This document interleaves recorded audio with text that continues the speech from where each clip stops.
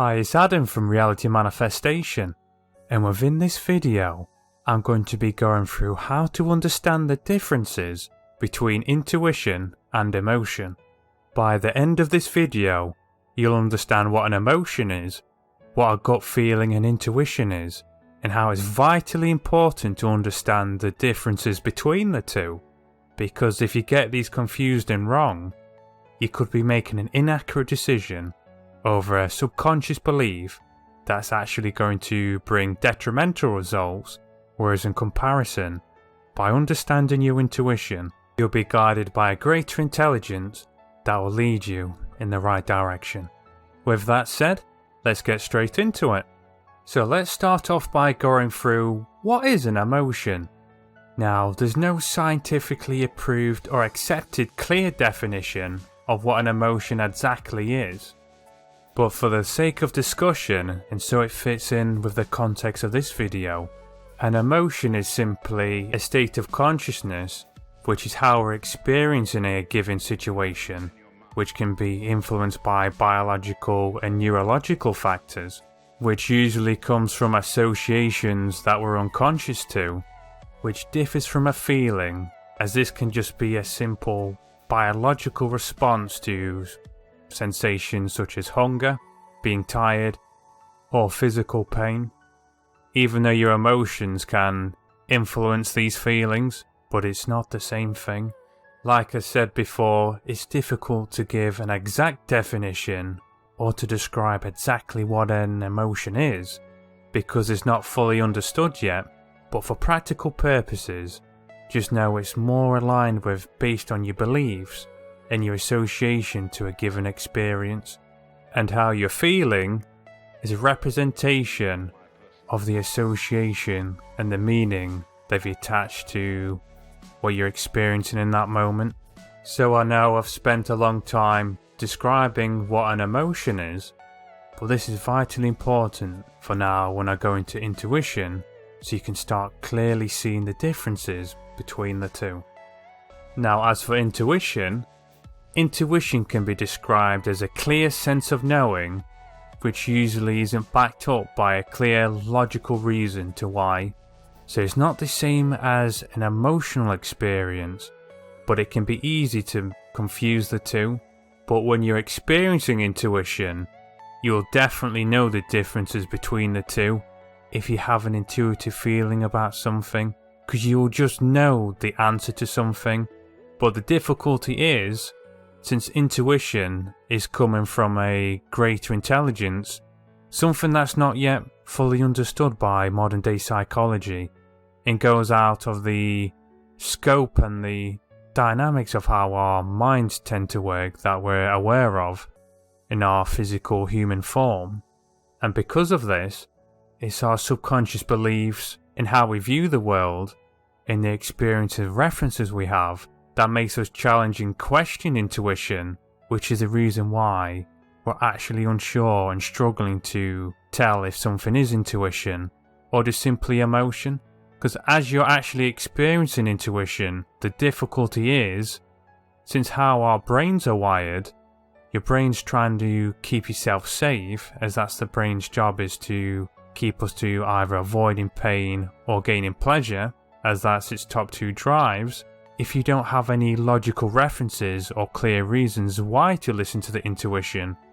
your brain's literally fighting with itself to try and come up with reasons to say why it shouldn't listen to that intuition. So what I'm trying to say is, as you're experiencing a strong intuitive feeling about something, what's the right plan of action as you're experiencing it, you'll actually already know that it is intuition. But the actual challenge is, that's making it difficult for you to tell and see, is that your brain, since it feels uncertain, since one of our prime needs is a need for certainty,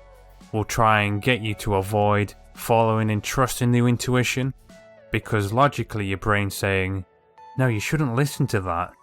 you should do this instead, which is based on your own perceptions rather than that gut intuitive feeling that's coming from a greater intelligence. Can you recall a time when you intuitively knew the right plan of action or the answer to something is, but you went and did something differently because either people around you were saying, no, this was the right plan of action, or you was basing it off some past experiences and you went away from your gut feeling and it turned out to be the wrong thing to do, or the opposite, where you went against what your thoughts was saying to do and what those around you was doing, but you followed your intuition, and that led to being the right answer. Now I'm going to give a few quick examples of telling the difference between an emotion and intuition you've likely experienced yourself to make it easier to tell the differences between the two.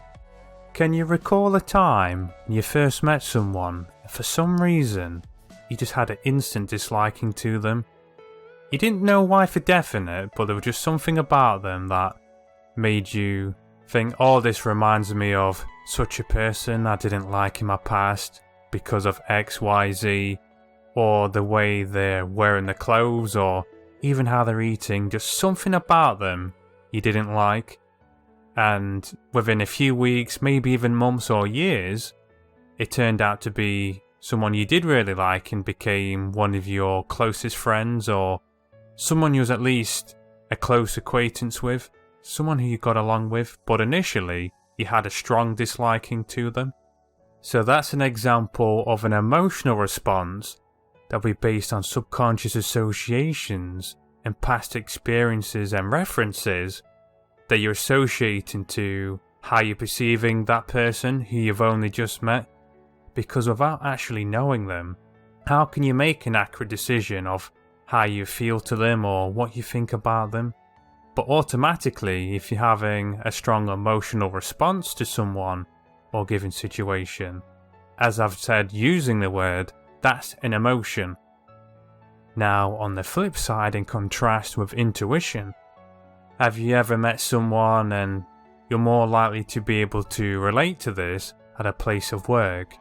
and you seem to have a liking to them straight away, or everyone around you was saying what a great person this individual is, but just deep down, you didn't know why, you didn't know anything about them, had no reason to have such a feeling, but deep down, you just knew something was off about them, just something wasn't right, but you logically had no reason why, and you just go, nah, it's probably just in my mind, that can't be anything, it's just in me, it makes no sense. But this feeling never went away, and it didn't feel like an emotional response such as anger, sadness, or happiness, or any other emotion. But it felt like a sense of knowing, you just knew, and to the surprise of everyone else around you. And if you can't think of a person, can you think of an experience that everyone around you thought this was going to be great, but you just knew, intuitively, you just had a sense of knowing that something wasn't right. So with this individual, your intuitive feeling, that sense of knowing, just turned out to be right. And this person either turned out to just be manipulating people and was out for themselves, or anything related to the intuitive feeling that you had,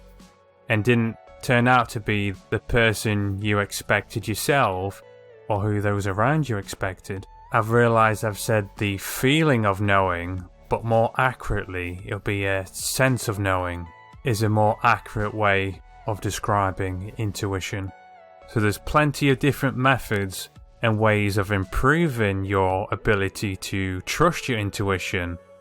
and to become more aware of your intuition. But one of the most powerful and less discussed ways is by keeping a journal of times you've either trusted